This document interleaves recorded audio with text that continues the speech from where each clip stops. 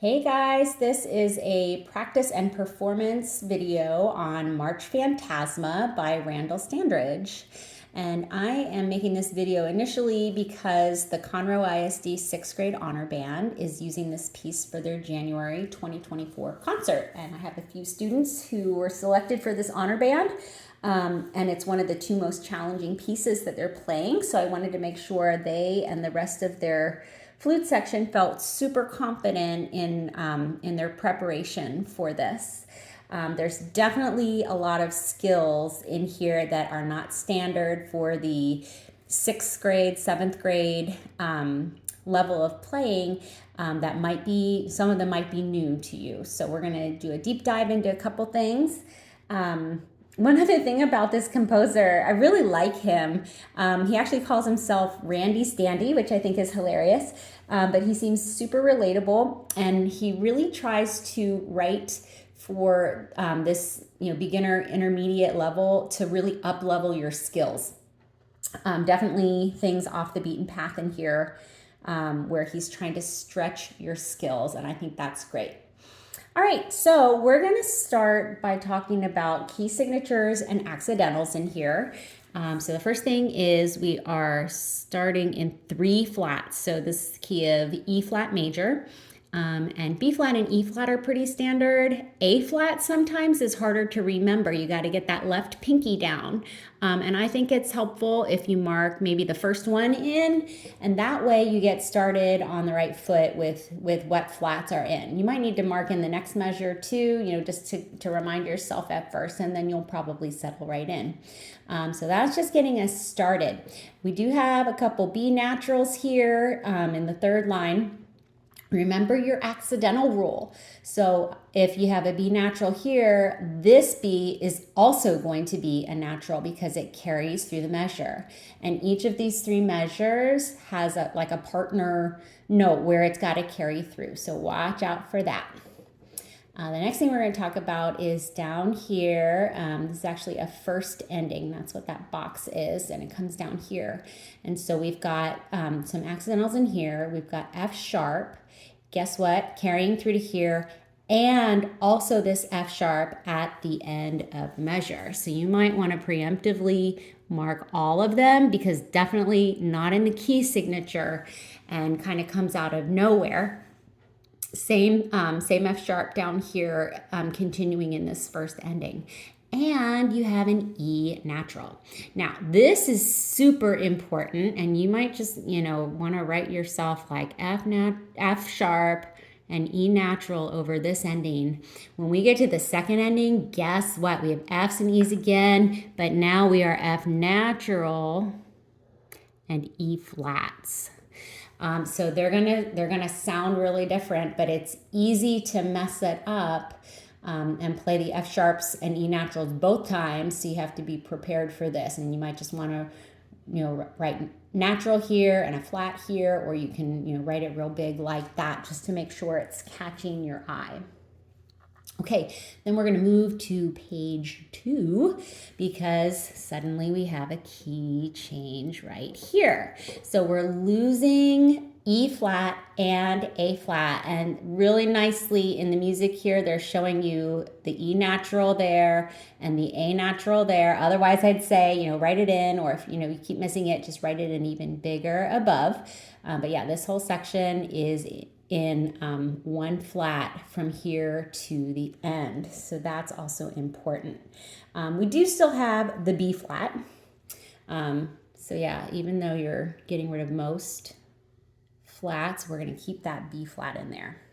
Okay, so that's where we start with key signature and accidentals. Let's go back to page 1. And now we're going to talk about some rhythm things. So I'm going to switch here to red, just so that you can see all the different things that we're talking about. So one of the biggest rhythms in here is syncopation. And if you've done syncopation before, it sounds kind of off balance. Basically, let me write this here. Syncopation is when you have a long note and it's surrounded by shorter notes. So this is how a classic syncopation looks. So this is a quarter note and it's surrounded by 2/8 notes. So it will feel like short, long, short, or 1 and 2 and, or syncopate. You can count it any of those 3 ways, kind of whatever makes more sense to you is what I suggest. So I'm actually going to write it in here, all 3 of those ways. So this would be short, long, short, or 1 and 2 and then I'm going to grab the third way down here where it's syncopate. And you just want to make sure that middle one, that's why I put it in all caps, syncopate, to show that's where the emphasis is. But this rhythm, like you can see already in the first 2 lines, we've got it 3 times. We have it a whole bunch more. Really, I think it's primarily on the first page, and then it's only like 2 times over on page 2. But this will get you started with it. And so if you struggle at all with syncopation, you might want to write every single one of them in one of these 3 ways, just to make sure you're getting it. So along with that, I want to point out there's 3 areas where the syncopation is surrounded by non-syncopated measures. And this is important because the notes are the same and it's the rhythm that is different. So this is not syncopated. It's 1, 2, and 3, 4. And then the next measure, it is syncopated. Syncopate 3 and 4. And then it's not syncopated here. 1, 2, and 3, 4. So we've got, so this one's like normal. This is syncopated, then we're back to normal here. And then we have the same thing down here where this one is like normal. I'm just gonna write N. This one is syncopated and this one's normal. And then we've got one more down here at the end of the page where it's like the same melody. So this one's normal, this one's syncopated, and then we're back to normal. So I'm gonna play this for you so that you can hear the difference between the normal measure where it's just straight beats and the syncopated measure. And then it says up here we are at 124 for the quarter note. So I'm gonna put my metronome on at 124 and then you'll hear how this rhythm sounds when I'm playing it with the beat. Okay, and I'm just going to start right here at 5. Technically, we would start right here on this G to get into it, but we're just going to start right here at 5, and I'm going to play through second ending so you can hear how this rhythm goes.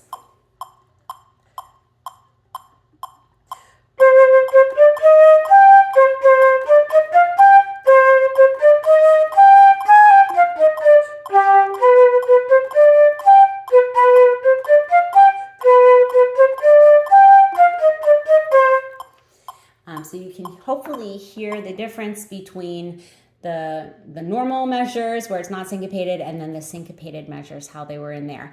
And it's the same thing down there as well.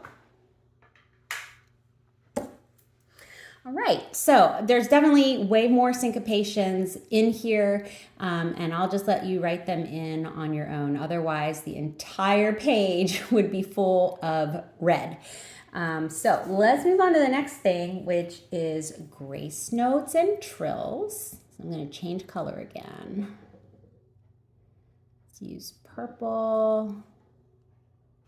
So we have one grace note and one trill that we're doing, and they're both on the second page of this. So here's our grace note, and can't really see it very well on this copy. This copy just, I'm not sure what's going on, but you can't see the staff lines very well, but it's written as G sharp to A. So if you use your enharmonic note names, G sharp equals A flat. So this is going to feel like a little A flat to A. And the way you do a grace note is you just play the little note really fast and you slur it into the principal note next to it. So it's going to sound like this. So if you do it in context, like that.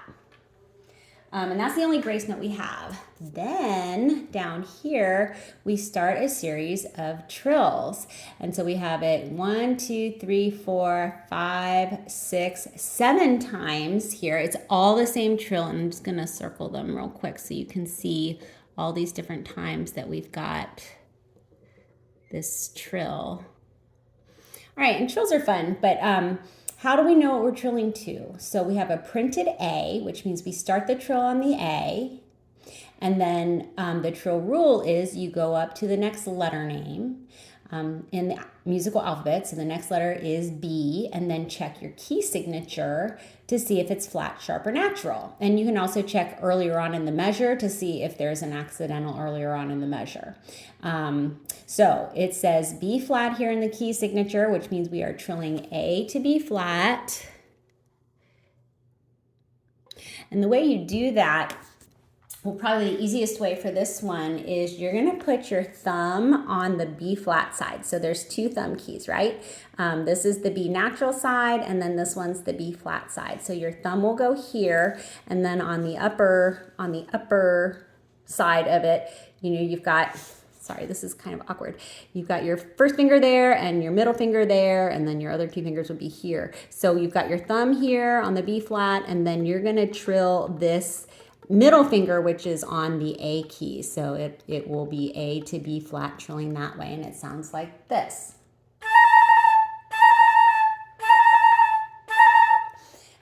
So that's how that sounds. And like I said, same trill for all of these. And the other trill rule that's important to know is you need to start on the A before you start wiggling that finger. So make sure you start it on the A, and then the way they have it written, you're also going to end it on the A. This one doesn't necessarily have to end on the A. You have a little more freedom with that because you're not ending on like another printed note. And then this one is 4 beats long. So just make sure you're really counting, you know, for 4 whole beats there. All right, so let's go on to the last thing, which is our performance roadmap.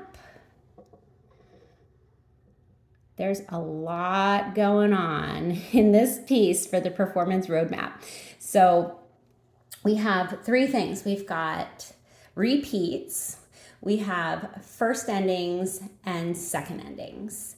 But to make it a little more complicated, we don't only have to worry about first ending and second ending, we also have some special instructions along with these repeated sections. So like this says 2x only, which means the first time through this section, you're not playing, you're resting, and somebody else probably has the melody. Then here's our first ending. And you might want to, like, I don't know, you can color code them by section. We've got, I think, 3 sections of these. So here's your first repeat, and it's going to come back here with your first ending. And so finally, when you're in the first ending, then it says play first time, which means you're going to start playing right here after you've been resting. And then it loops right back into measure 5. Then you play along here, and then you've got to remember I need to jump to second ending. Even though it's our first time playing through, the rest of the band was probably playing in here, and so we jump over here to second ending. Okay, let's change colors, and we'll mark it in the next one too. So let's use that. Looks good. Okay, so we've got a repeat sign here, which means we've got to figure out where it is. Here's another first ending.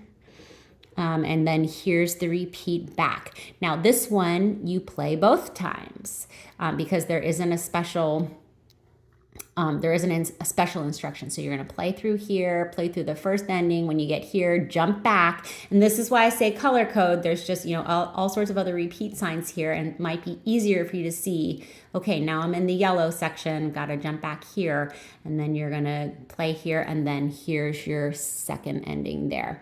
And I'm actually going to go back, and I'm going to mark this too. Whoops. because this is super important. You want to make sure you're really only playing this second time. If you start playing, the people on either side of you might not be playing, and you might do a little solo. All right, so let's jump over to the second page. And here's our last section. Let's choose another color. Pink. All right, so remember, we had a key change here, so there's a lot going on right here, but we've got the repeat sign there, and if you look forward here, we've got first ending there, that's where we repeat back here, and then second ending here. And then finally from there to the end, you don't have to worry about any more repeats. So this one also, look, it has the 2x. So the first time through here, you're just going to be counting out each of these measures. You don't start playing in this first ending. And something that might be helpful for you, while you're playing through, you might want to just quietly finger the notes that you would be playing to help you keep track of where you are. And then, obviously on the rest, your flute goes up and then you play it the second time. And then, you're certain of what you're playing because you just fingered through it while the rest of the band was actually playing. All right. So hopefully that gives you some good tools to get started learning on this one. I'm not going to play this one just because there's so much resting in it. But yeah. If you're working hard on your syncopation, I think you're going to be okay with this. And then just, practice going back and doing all the first endings and repeating back and then jumping to the second endings and make sure it's just clearly marked. If you're missing it and forgetting, just mark it a different way. All right, so good luck preparing this piece. See you next time.